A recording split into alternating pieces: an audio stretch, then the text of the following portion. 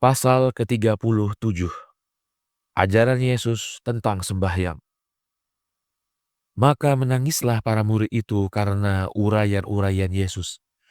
Kemudian memohonlah mereka kepadanya. Kata mereka, "Ya Tuhan, ajarlah supaya kami dapat sembahyang." Yesus menjawab, "Renungkanlah apa yang kamu perbuat apabila kamu ditangkap oleh hakim Romawi untuk membunuh kamu. Maka begitulah seharusnya kamu berbuat di waktu kamu sedang bersembahyang. Dan ucapan-ucapanmu harus demikian. Wahai Allah Tuhan kita, hendaknya tersucilah namamu yang kudus itu. Hendaknya kerajaanmu tiba kepada kita. Hendaknya selalu terlaksana segala kehendakmu. Dan sebagaimana ia berlaku di langit, maka begitulah juga hendaknya berlaku di bumi. Berilah kita roti untuk tiap hari, dan ampunilah kita atas segala dosa kita, sebagaimana kita memaafkan mereka yang melakukan kesalahan terhadap kita. Dan janganlah dibiarkan kita masuk dalam cobaan-cobaan, akan tetapi selamatkanlah kita dari si jahat itu. Karena hanya Engkau sendirilah Tuhan kita, yang wajib baginya kemuliaan dan permujaan untuk selama-lamanya. Pasal ke-38. Yesus tidak datang untuk membatalkan syariat Taurat. Para nabi yang suci dengan melalui sembahyang mereka mendapatkan apa yang dimintanya. Ketika itu Yahya berkata, "Ya Guru, hendakkah kita mandi seperti yang telah diperintahkan oleh Allah melalui Musa?" Yesus menjawab, "Apakah kamu mengira bahwa aku ini datang untuk membatalkan syariat dan kitab para nabi? Sebenarnya aku katakan kepadamu, demi Allah, aku tidak datang untuk membatalkannya, tapi untuk memeliharanya. Karena setiap nabi telah memelihara syariat Allah serta setiap yang telah difirmankan Allah melalui lidah nabi-nabi yang lain. Demi Allah yang diriku berdiri di hadapan hadiratnya, tidak mungkin akan diridhoi Allah barang siapa yang melanggar walaupun sekecil-kecil pesanan-pesanannya. Akan tetapi ia akan menjadi yang terkecil dalam kerajaan Allah. Bahkan dia tidak akan mendapatkan bagian di sana. Juga aku katakan kepadamu bahwa tidak ada pelanggaran walaupun sehuruf pun dari syariat Allah kecuali dengan perbuatan dosa yang terbesar.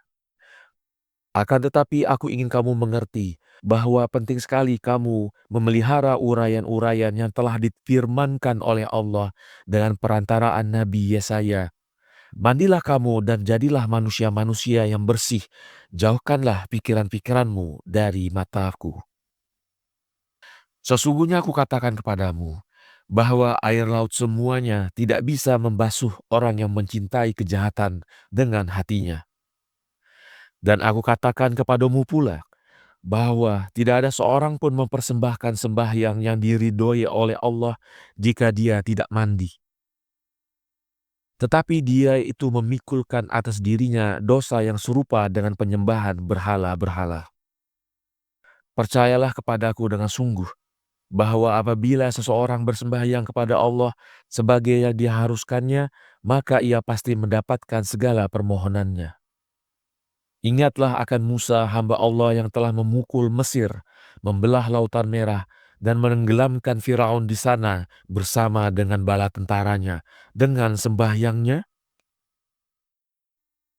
Ingatlah Yusak yang telah menghentikan matahari, dan Samuel yang menyebabkan ketakutan di kalangan tentara Filistin yang tidak terhitung jumlahnya, dan Elia yang menghujankan api dari langit, dan Elisa yang telah membangkitkan seorang yang mati, dan banyak lagi selain mereka dari para nabi yang suci, yang dengan melalui sembahyang mereka telah mendapatkan segala yang diminta.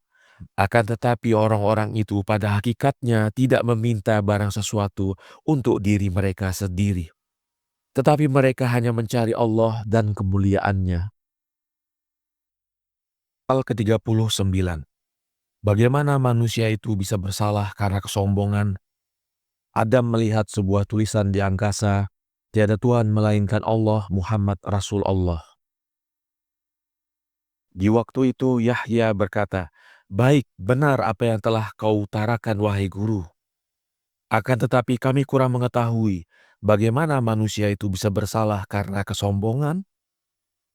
Yesus menjawab, "Dikala Allah telah mengusir setan, dan setelah malaikat Jibril membersihkan segumpal tanah yang telah diludahi oleh setan itu, Allah telah menciptakan segala benda yang hidup dari segala jenis hewan terbang, yang melata dan yang berenang, dan telah menghias bumi ini dengan segala yang ada padanya. Pada suatu hari setan itu mendekati pintu surga, dan ketika ia melihat kuda sedang makan rumput, ia memberitahukan kepadanya bahwa apabila segumpal tanah itu mempunyai nyawa, maka ia si kuda akan tertimpa kepayahan.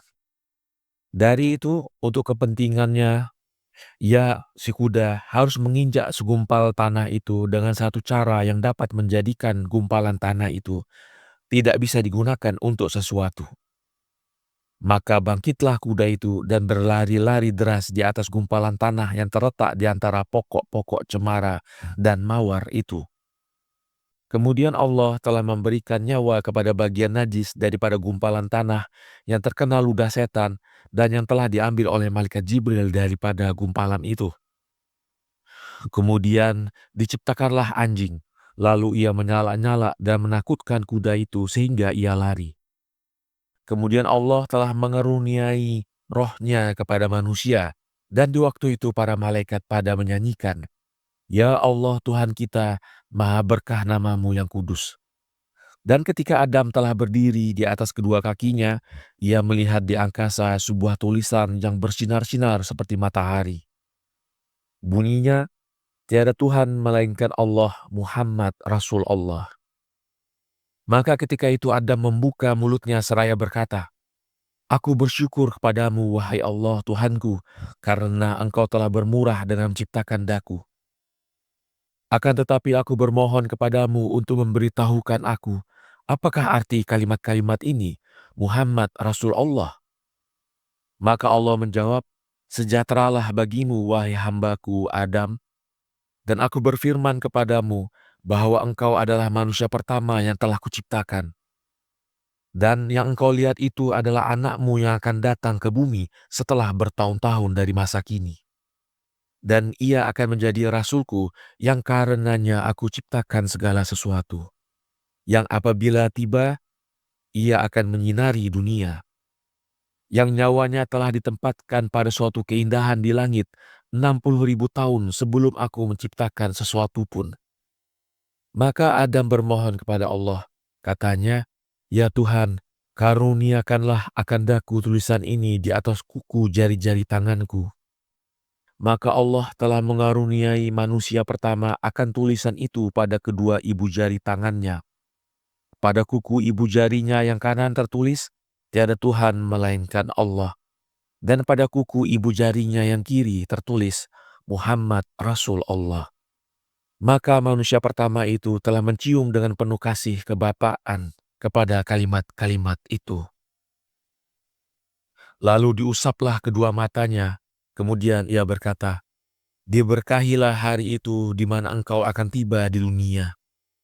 Dan ketika Allah melihat manusia pertama itu sendirian, dia berfirman, "Tiada pantas ia tinggal seorang diri." Dari itu Allah menidurkannya, dan diambilnyalah satu tulang rusuknya dari sebelah hati. Kemudian dipenuhilah tempat itu dengan daging. Maka diciptakanlah dari tulang rusuk itu Hawa, dan dijadikannyalah ia istri bagi Adam. Kemudian berdiamlah kedua suami istri itu sebagai yang dipertuankan di surga. Dan berfirmanlah Allah kepada mereka berdua, "Lihatlah, aku karuniakan kepadamu berdua segala buah-buahan untuk kamu makan, kecuali buah apel dan gandum." Kemudian Allah berfirman pula, "Hati-hatilah kamu makan dari buah-buahan ini, karena kamu berdua akan menjadi najis. Lalu tidak akan kuizinkan kamu tinggal di sini. Aku akan mengusir kamu, di mana kamu berdua akan mengalami kesengsaraan yang besar."